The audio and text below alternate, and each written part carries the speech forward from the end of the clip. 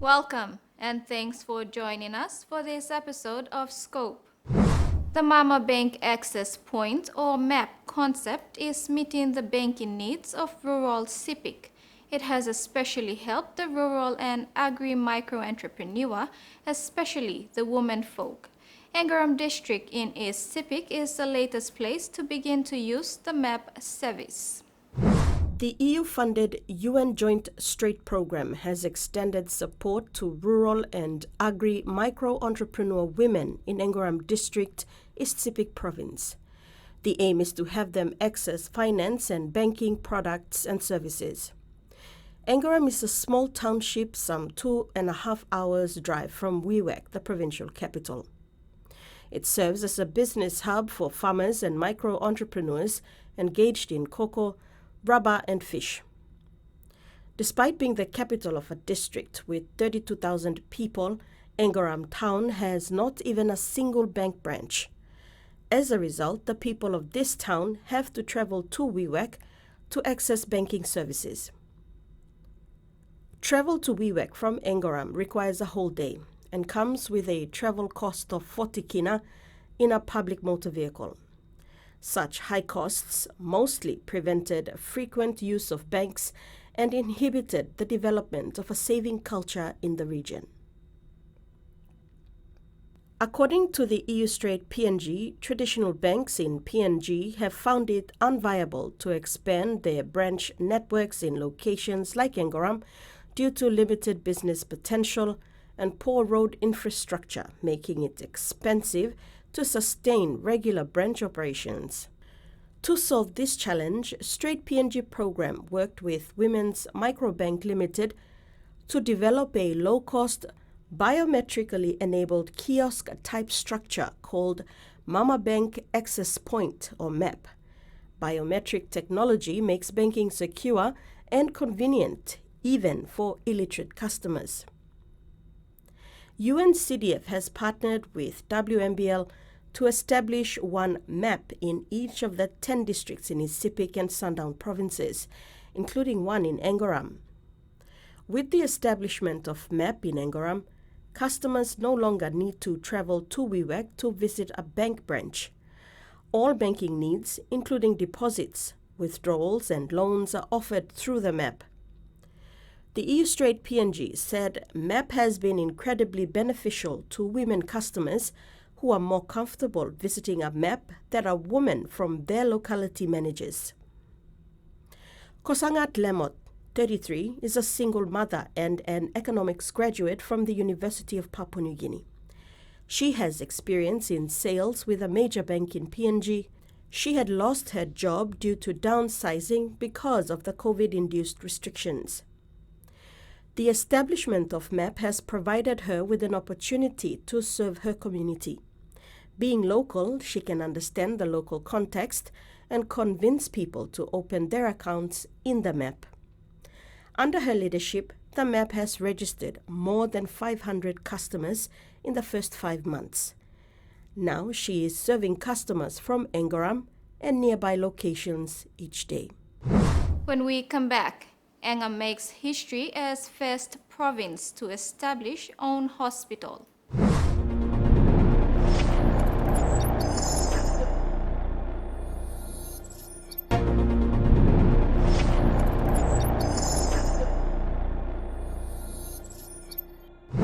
Enga has made history by being the first province to build its own hospital. The project, which is worth 500 million kina, is nearing completion of Phase 1 and is on schedule to be opened next year.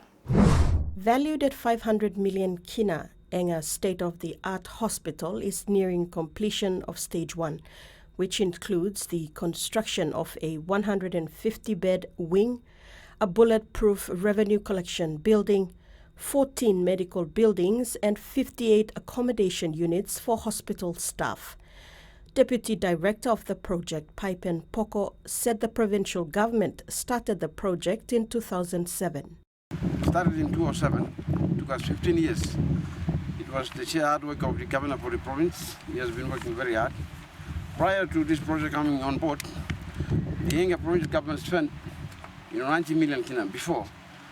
The 500 million kina Exim Bank, your PNG component came into being there. Before the loan came into effect, the government of the Enga provincial government on its own spent 90 million kina, starting from 2007. So that's how the government of Enga has been working. That's where the project came into be. Three teams in here. I represent the Enga provincial government, and I'm the employer. We have a project management team. That's the engineer is the Department of Works. They have delegated a task to a company called Houseman. And Houseman are the project managers. They are the delegated engineers for the Department of Works. Now, the construction team, they are called the Guangdong Foreign Constructions Limited, Guangdong Foreign Constructions Limited, or GDFC. That's the main contractor who's constructing this facility. In about further, ward buildings, so to make it up to 300 beds. Right now, the number of bedding is 150. So there will be more beds, so which means no more ward, to make it up to 300 bed hospital.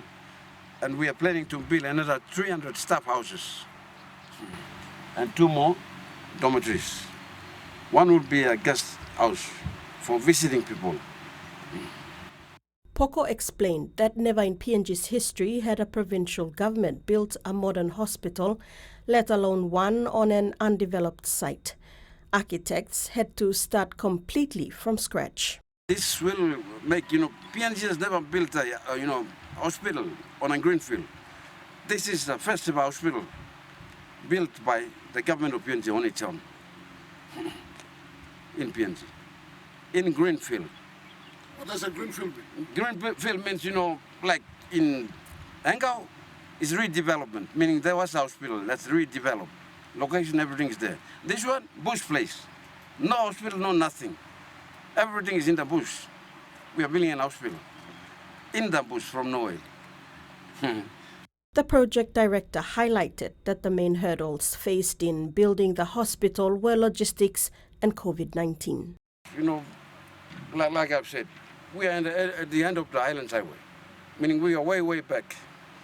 So logistics is one of them. Coupled with the biggest challenge was COVID-19. That came in, when COVID-19 came in, our project got delayed for almost 1.5 years. But we have managed to build this hospital, which was supposed to be constructed in 3 years. We have built in 1.5 years to this far. Phase 1 of the project, which was set to be completed in 3 years, was concluded in 1.5 years. The second phase will cost around 300 million, while the hospital is scheduled to open in 2023. After the break, late Deputy Prime Minister journeys home to Sagayo.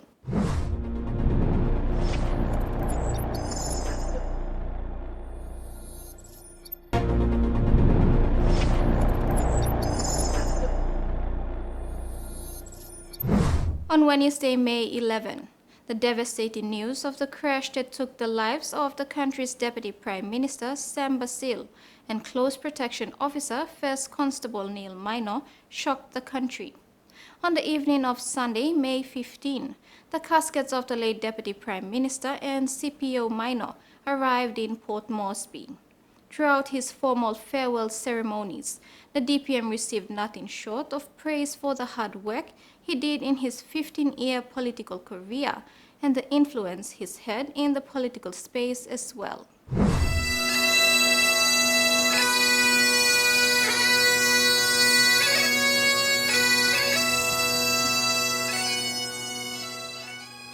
The body of the late Deputy Prime Minister Sam Basil was flown into Port Moresby on the evening of Sunday, 15 May. It is a loss that no words can correctly express. We stand with the family. We stand with the people of Waubulolo. We stand with the people of Moresby Province. We stand with the United Labour Party. We stand with every citizen, man and woman, boy and girl of our beloved country, to receive the Deputy Prime Minister of our country for the last time to leave late to Port Moresby, and for the last time to be with us in Port Moresby in this manner, and for us to accord him all respect we can accord him, and to send him back to rest.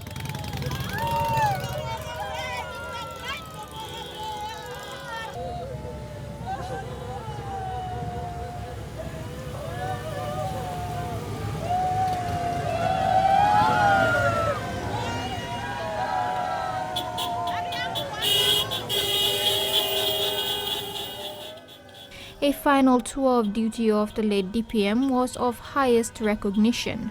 This began with a national house cry hosted at the Sir John Guy's Stadium in Port Moresby. We will honor you in passing, as we have honored you when you were alive.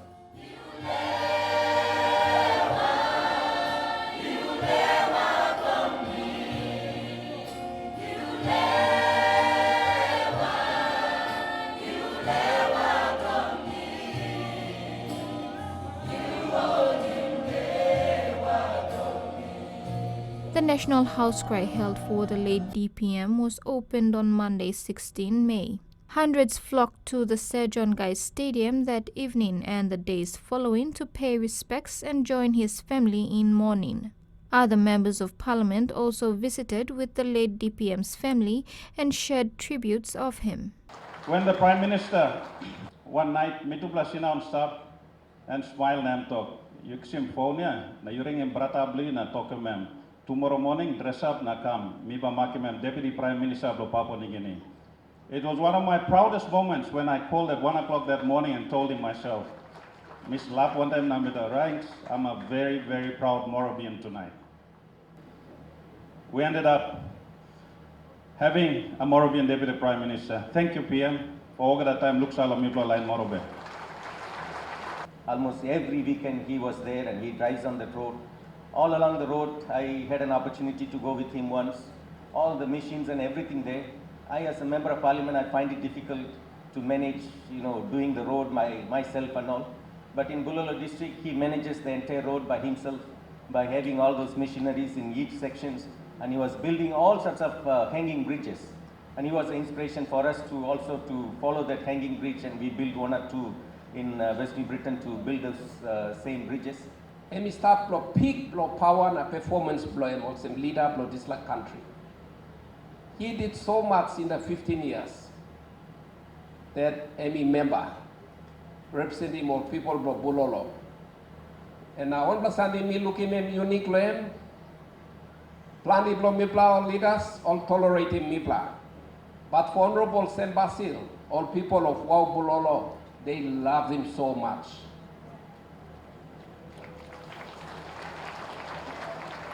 And this like kind leader, and me building me to go inside Lord Lewa Lord Marina Pikinini. Last week Sunday, we all met at Buang Second, and we did a dedication prayer for all candidates of Morobe. After the dedication prayer, he told me, brother, talk Rhines. Me by go look out in Papua New Guinea, no campaign. Now you, by you look out in Morobe, no delivery Morobe, no election. Now me talking them ranks. You savelo me, na me savelo you. But me tla walk boom one time. Na time me lucy mem, na me la kalap lokar, em holding me na em toko sen. Ranks. Maya Sanga. And this is the word and the language and talking me. Time me kalap lokar. I don't know why he's telling me that word, Maya Sanga. Maya Sanga in our language, me platok, case closed. The DPM's lie-in state ceremony was held on Tuesday, 17 May, before noon. At 2 p.m., a state funeral was held in his honor at the Sir John Guy's Stadium.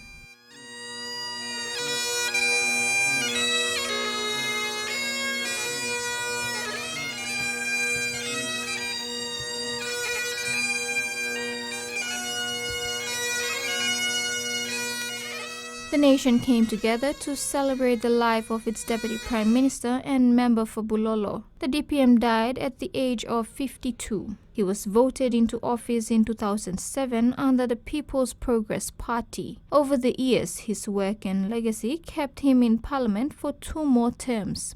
As he was preparing to make a 4th comeback, a car accident claimed his life. In his address during the emotional state funeral service for late Deputy Prime Minister and Bulolo MP Basil, Prime Minister James Marape thanked the late parliamentarian's family, the people of Bulolo and Moresby, for returning him without fail over the last 15 years to serve them and the country. And like many of us who have emerged through the rough and tumbles of the rural hinterlands of our country or the rural outbacks of our country, our simple rural upbringings have always caused us to fight for the rights of our rural people, our simple people. The Honorable Sam Basil is an epitome of such leadership. No wonder why the WOW and Bulolo people have been closest to his heart, and they have been also keeping him close to their hearts. Indeed, the Honorable Sam Basil's upbringing in the rural areas has in every way and shape and form influenced his leadership. He worked tirelessly for our country, and a special forte of him. The Prime Minister further described the late Deputy Prime Minister as relentless, and one was driven in ensuring that political impediments did not get in the way of doing what must be done for Papua New Guinea. He was exceptional. In the 15 years of his service to our country as a Member of Parliament, he rose from the opposition ranks to be Deputy Opposition Leader, and he also rose from the government ranks to be Deputy Prime Minister. Only a few in PNG politics can claim to have achieved these benchmarks. He became leader of Pango Party and paved the way for me to be leader after Ginsun Sanu when he left the party. Late Basil was one of 5 MPs who entered politics in 2007 and remained in office until today. NCD Governor Powers Pakop, leader of the opposition Belden Nama, Alatau MP Charles Abel, and the Prime Minister himself. The Governor General, Sir Bob Dedai, also spoke fondly of the late DPM. A vibrant and visionary leader, passionate about his people and the electorate, so he loved and dedicated his life until his unexpected death. Throughout his entire political career, he committed himself to serving his people, residing and dining with them throughout the length and breadth of the huge and most difficult electorate of Bulolo he represented. The late Deputy Prime Minister Sam Basil was hailed and remembered as a champion of the people. On Wednesday, 18 May, his casket departed Port Moresby for good, for the Moresby province, his home and final resting place. He was given a fitting final farewell from fellow parliamentarians, Prime Minister James Marape, family and the general public at the Jackson's Airport. Manolos Aviation transported the casket of the late Basil to Lae. The late Deputy Prime Minister was given a time-honored tradition, the water salute, a shower of affection with 2 fire engines parked on either side of the runway, using their water cannons to create a giant arc above the aircraft as it took off, taking with them a beloved son of Moresby. The late Deputy Prime Minister flew home to a waiting crowd at the Lae Nadzab Airport. A public holiday gazette was issued for the entire Moresby province so that people could pay their respects. Professionals, church groups and students gathered as early as 11 a.m. to await the arrival of the late Deputy Prime Minister Sam Basil's casket at the Tutumang House at Top Town. They demanded that a red carpet be laid out starting from the gate to the door of the Tutumang House chamber, where the late DPM and Bulolo MP's casket will be handed over to the Moresby Provincial government. Yanguru Sausia MP Richard Maru was the first statesman to arrive at Tutumang House. Maru said his presence in Lae is to show the people of Moresby and the late Deputy Prime Minister and Bulolo MP's family that the passing of the late Sam Basil is felt right across the nation. A house cry was set up at the Sir Ignatius Kilaga Stadium in Lae. Before his casket made it to the provincial house cry, the late DPM spent some time in the Tutumang House. Thousands flocked in to share a moment with late DPM and his family, whose body was to be flown the next day to Garaina on Thursday, 19 May, for a final tour of Bulolo District. The late Deputy Prime Minister and Bulolo MP Sam Basil was laid to rest at his Sagayo home at Buang, Moresby Province on Saturday, 21st May 2022.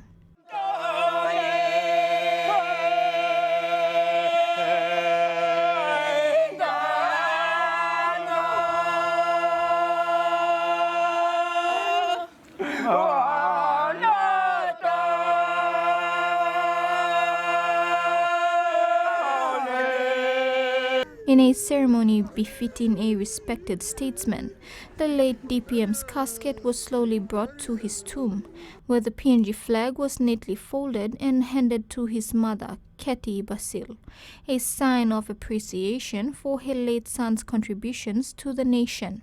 The late Basil's casket was then lowered into his tomb, followed by a 3-volley salute that was fired in his honor by the PNG Defence Force.